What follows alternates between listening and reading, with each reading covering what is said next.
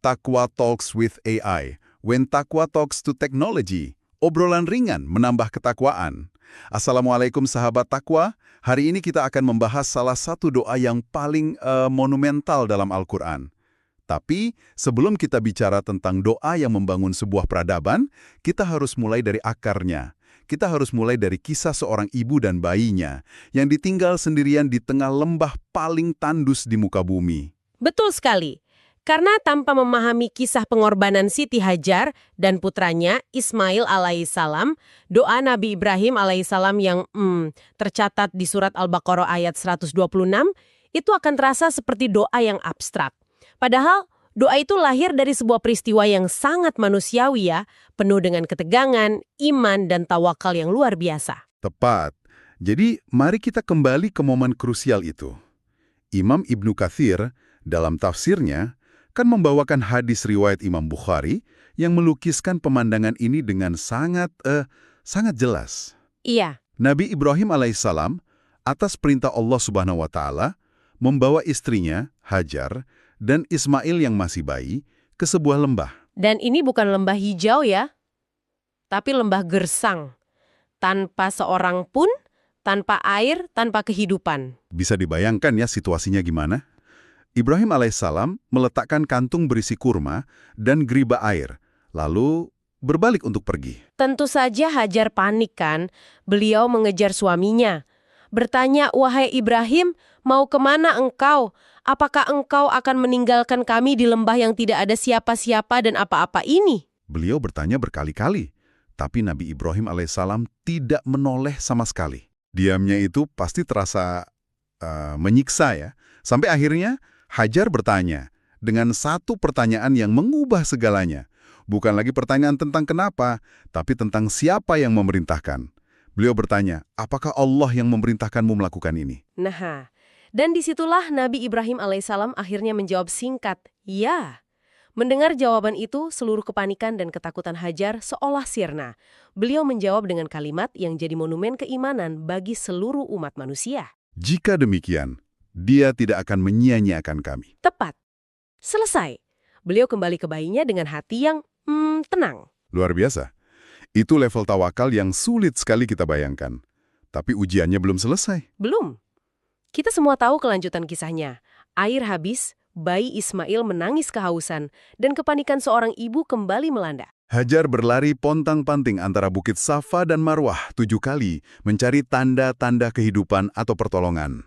Perjuangan fisik yang didorong oleh cinta seorang ibu itu, ya, kini diabadikan menjadi ritual sa'i dalam ibadah haji dan umroh. Dan di puncak keputusaasaannya, saat berada di Marwah, pertolongan Allah Subhanahu wa taala datang.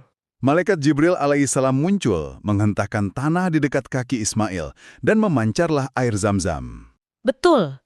Dan Jibril kemudian berkata, jangan takut ditelantarkan, karena di sini akan berdiri rumah Allah yang akan dibangun oleh anak ini dan ayahnya. Nah, dari fondasi inilah, dari iman seorang ibu dan keajaiban air Zam-Zam di tengah gurun, kita akhirnya sampai pada doa di surat Al-Baqarah ayat 126. Doa ini dipanjatkan oleh Nabi Ibrahim alaihissalam setelah beliau kembali. Ini bukan lagi doa untuk satu keluarga, tapi doa untuk sebuah kota dan peradaban yang akan lahir. Benar. Mari kita bongkar doa ini. Ibrahim alaihissalam memulai, Rabbi ja'al hadza baladan amina. Ya Tuhanku, jadikanlah ini negeri yang aman. Ini poin yang sangat menarik. Setelah meninggalkan keluarganya dalam kondisi yang begitu rentan, hal pertama yang beliau minta itu bukan makanan atau air, tapi rasa aman. Kenapa begitu ya? Kenapa keamanan dulu? Para ulama tafsir, seperti Ibnu Atiyah, menjelaskan bahwa keamanan itu fondasi segalanya. Tanpa rasa aman, ibadah tidak bisa tenang, ekonomi tidak bisa berjalan, keluarga tidak bisa tumbuh dengan baik.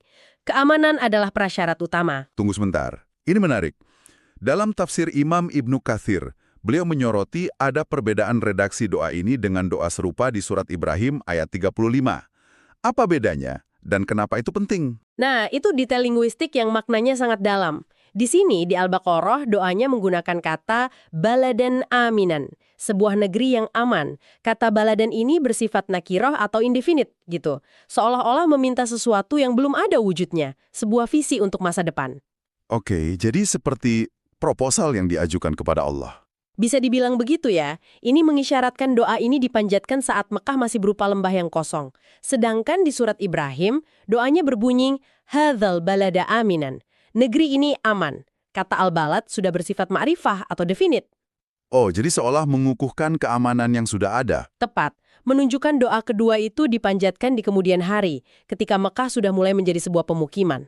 Jadi keamanan yang diminta ini bukan sekedar bebas dari kejahatan kriminal ya.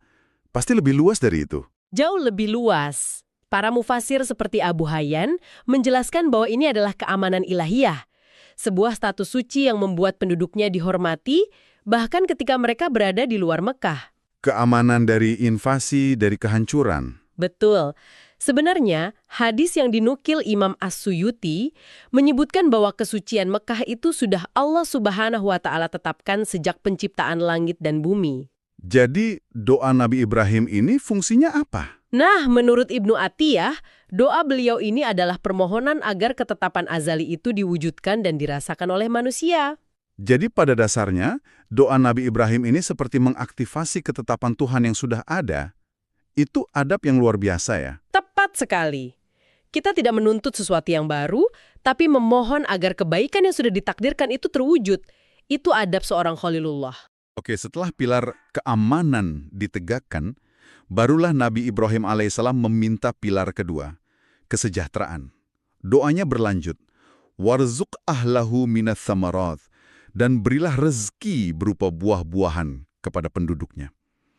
Ini permintaan yang terus terang terdengar mustahil. Minta buah-buahan di lembah batu yang kering kerontang, apa ya yang ada di benak beliau? Ini adalah cerminan dari tingkat tawakal yang paripurna. Logika manusia kan berhenti di kondisi geografis ya. Betul. Tapi keyakinan Nabi Ibrahim alaihissalam menembus itu semua. Beliau tidak meminta kepada lembahnya, beliau meminta kepada pencipta lembah itu. Dan bagaimana Allah Subhanahu wa Ta'ala menjawab doa yang tampaknya melawan hukum alam ini? Di sini pasti ada kisah yang luar biasa. Tentu saja, Imam As-Suyuti dalam kitabnya Ad-Dur Al-Manthur dan juga Ibnu Atiyah dalam tafsirnya sama-sama mengutip sebuah riwayat yang menakjubkan. Sebagai jawaban atas doa ini, Allah Subhanahu wa Ta'ala memerintahkan malaikat Jibril alaihissalam untuk mengangkat sebidang tanah yang subur dari wilayah Syam atau Palestina. Tunggu, mengangkat sebidang tanah. Maksudnya secara harfiah? Secara harfiah, Jibril alaihissalam memindahkan tanah subur itu dan meletakkannya tidak jauh dari Mekah. Dan tanah itu? Tanah itulah yang kemudian dikenal sebagai kota Taif, kota sejuk dan subur yang sampai hari ini menjadi pemasok utama buah-buahan dan sayuran bagi penduduk Mekah. Subhanallah. Jadi setiap kali kita makan delima, anggur, atau sayuran dari Taif, kita sebenarnya sedang menyaksikan dan merasakan jawaban doa Nabi Ibrahim alaihissalam yang berusia ribuan tahun. Persis, itu benar-benar mengubah cara kita memandang sepiring buah kan? Banget. Dan pelajarannya untuk kita sangat jelas. Seringkali doa kita dibatasi oleh logika kita sendiri. Ah, mana mungkin saya bisa dapat pekerjaan itu? Atau tidak mungkin saya bisa punya rumah? Kita sering membatasi kuasa Allah dengan akal kita ya? Benar. Kisah Taif ini menampar logika kita dan mengajarkan untuk meminta kepada Allah apapun yang kita butuhkan. Sebesar apapun itu, tanpa perlu pusing memikirkan bagaimana caranya. Serahkan bagian bagaimananya kepada Allah Subhanahu wa Ta'ala. Nah, di sini ada satu detail yang sangat krusial. Nabi Ibrahim alaihissalam setelah meminta rezeki, menambahkan sebuah syarat. Man amana minhum billahi wal yaumil akhir, yaitu rezeki ini khusus untuk penduduknya yang beriman kepada Allah dan hari akhir. Kenapa beliau membatasi doanya seperti ini? Kehati-hatian beliau ini bisa kita pahami kalau kita melihat ayat sebelumnya, yaitu ayat 124. Di ayat itu, kan Allah berjanji soal kepemimpinan. Ah, iya. Dan Ibrahim alaihissalam bertanya apakah janji itu berlaku juga untuk keturunannya.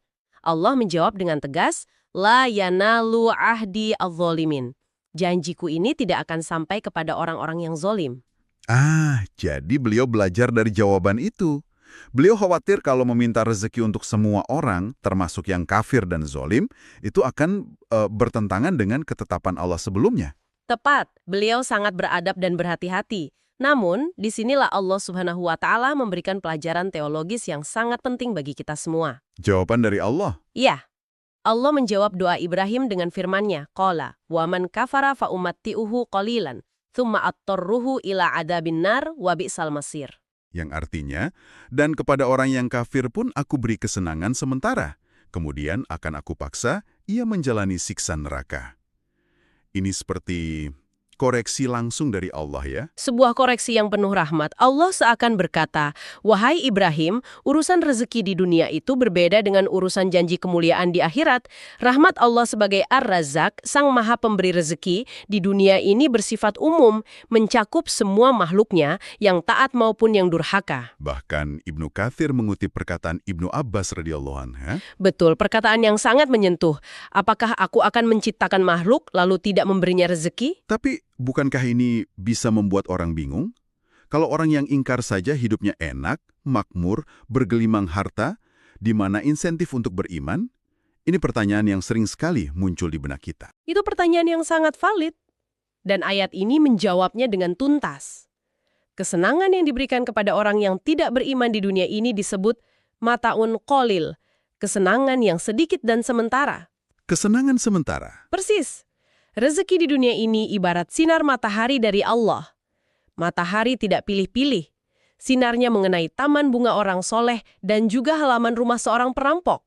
Tapi terangnya halaman itu bukan berarti Allah ridho dengan perampoknya.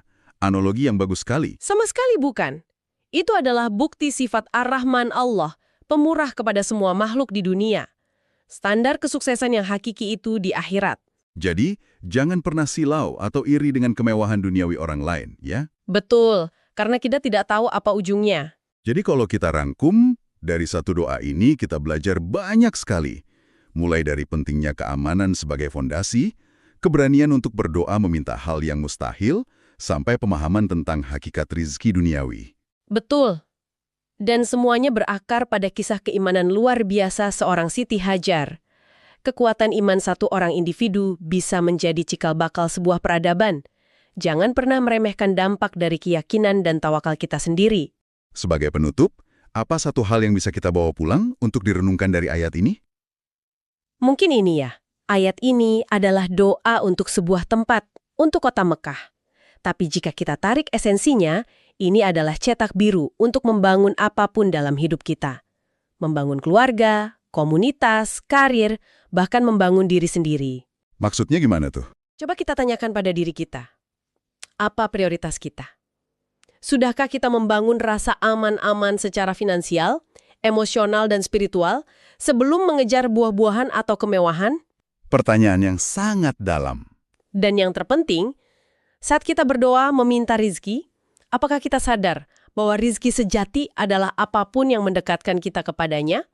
Atau jangan-jangan kita justru sedang meminta mata'un qalil, kesenangan sementara yang kelihatannya indah, tapi justru pelan-pelan menyeret kita menjauh darinya. Itu pertanyaan yang harus terus kita ajukan pada diri sendiri setiap kali kita menengadahkan tangan. Taqwa Talks with AI. When Taqwa talks to technology. Obrolan ringan menambah ketakwaan. Wassalamualaikum.